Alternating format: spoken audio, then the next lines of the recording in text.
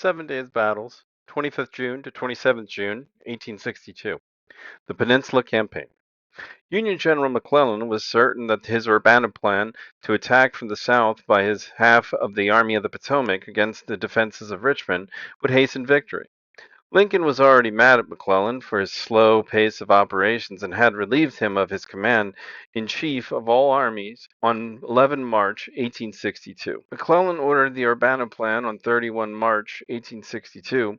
However, there would almost instantly be a problem with the plan. The territory from Harrison's Landing to any possible assault against Richmond was swampy and a challenge to negotiate. And by the time McClellan's forces could even fight their way into position during the first month of the Peninsula Campaign to begin their attempt during what became known as the 7 Days Battle, it was 25th June 1862, with the first attempt unfortunately not preserved at the Battle of Oak Grove. At Oak Grove, also known as French's Field or King's Schoolhouse, neither side employed more than a corps. Each side lost a little over 500 men. On 25th June, McClellan advanced his lines along the Williamsburg Road to get his heavy siege guns in range of Richmond. Union forces attacked over swampy ground with inconclusive results until darkness halted the fighting. McClellan hadn't attacked with enough strength to derail the Confederate offensive that already had been set in motion. Yet, in attacking, he'd pull more of his troops south of the Chickahominy. The next day, Lee seized the initiative by attacking at Beaver Dam Creek, north of the Chickahominy. Headquarters, Army of the Potomac, camp at Berkeley, Virginia, 15 July 1862. General, without waiting to receive the reports of all the subordinate commanders, I submit the following very brief narrative of the operations of this army since the 25th ultimo.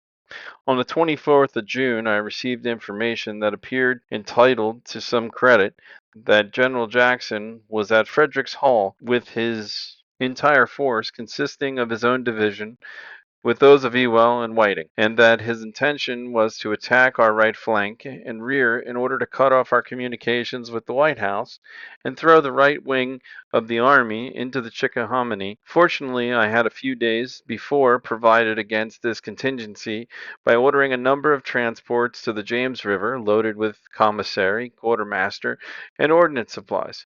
I therefore felt free to watch the enemy closely, wait events, and act accordingly to circumstances, feeling sure that if cut off from the Pamunkey, I could gain the James River for a new base. I placed General Stoneman in command of the cavalry on the right, entrusting to his charge the picket duty toward Hanover Courthouse to give the earliest possible information to an advance of the enemy from that direction. On the 25th, General Heintzelman was directed to drive in the enemy's pickets from the woods in his front, in order to give us command of the cleared field still further in advance. This was gallantly and handsomely done under stubborn resistance, the brunt of the fighting falling upon the division of Hooker. Just as the new line was gained, I was called from the field by intelligence which tended strongly to confirm the belief that Jackson was really approaching. I immediately repaired to the camp of General Fitzjohn Porter, commanding on the right of the Chickahominy, to obtain further information and arrange the movement of the morrow. On my arrival, I found that there was a strong possibility of Jackson's advancing, although not a certainty of it. I therefore determined to leave our heavy guns in battle and to retain McCall's division in its strong position on Beaver Dam Creek near Mechanicsville, posting merely small outposts to watch the crossings near Meadow Bridge and Mechanicsville, and to give General McCall immediate notice of the enemy's approach. Porter's remaining troops were to be held in reserve, ready to act according to circumstances. The center and left of the army were also to be held in readiness to repulse any attack or to move to the assistance of the right. It had long before been determined to hold the position of Beaver Dam Creek in the event of being attacked on that side, for the reasons that the position was intrinsically a very strong one. The natural strength of the position had been somewhat increased by slight rifle pits and felling a little timber in front of it, with the exception of implements for artillery near Gaines and Hogan's houses to act against the enemy's batteries on the right bank of the Chickahominy. There were no other artificial defenses on the left bank of that stream. Our position on the right bank of the river had been rendered reasonably secure against assault by felling timber and the construction of slight earthworks. Measures had already been taken to secure the passage of White Oak Swamp.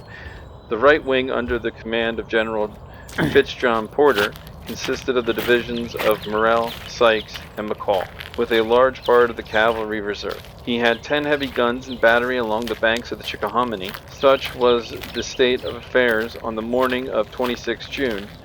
I was by that time satisfied that I had to deal with at least double my numbers. But so great was my confidence in the conduct of the officers and the bravery, discipline, and devotion of my men that I felt contented calmly to await the bursting of the coming storm, ready to profit by any fault of the enemy, and sure that I could extricate the army from any difficulty in which it might become involved. General George McClellan. The next battle, as noted above in McClellan's report, was located at Beaver Dam Creek, also known as Mechanicsville or Ellerson's Mill, under Brigadier General Fitzjohn Porter, USA. The Confederates attacked with over 16,000 men, while the Union had about 15,500. The Confederates suffered about 1,300 casualties, and the Union 400 casualties. This is the second of the 7 days' battles in which Lee opened his offensive against McClellan's right flank north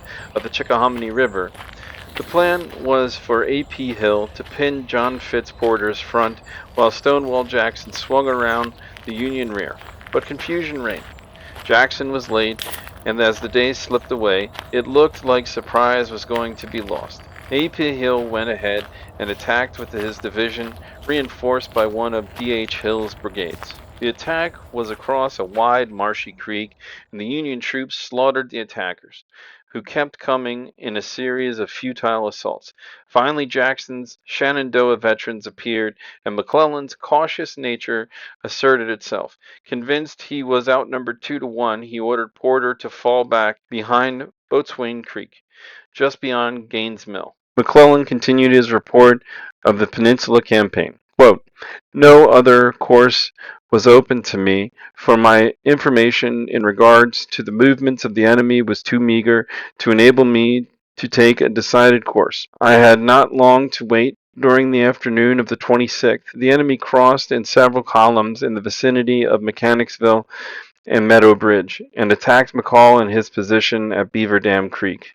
His repeated efforts were constantly repulsed, with but little loss on our side, but with great slaughter on the part of the enemy. The contest ceased here about 9 p.m., the enemy leaving us in full possession of every part of the field of battle.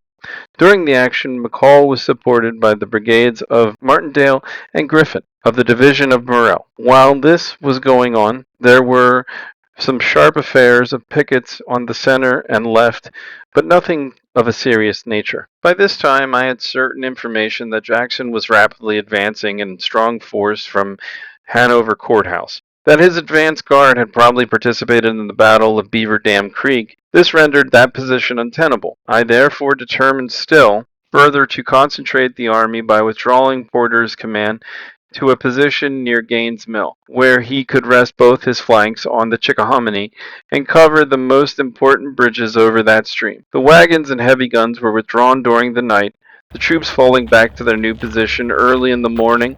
The enemy attacked Seymour's brigade, constituting the rear guard of the division, but were sharply repulsed, and the movement was not further molested. General George McClellan. Gaines' Mill, first Cold Harbor, commanded by Brigadier General Fitzjohn Porter, USA, Lee attacked with about 57,000 men against 34,000 Union soldiers. Both sides paid heavily, the Union losing about 6,800 and the Confederates nearly 9,000. This was the third of the 7 days' battles. On 27 June 1862, General Robert E. Lee renewed his attacks against Porter's strongly reinforced Fifth Corps, which had established a strong defensive line behind Boatswain Swamp, north of the Chickahominy River. But Lee knew that however strong the Union position tactically, it was strategically isolated on the north side of the Chickahominy swamps. With few bridges for reserves or retreat, naturally aggressive and already committed to his operation, Lee continued the attack.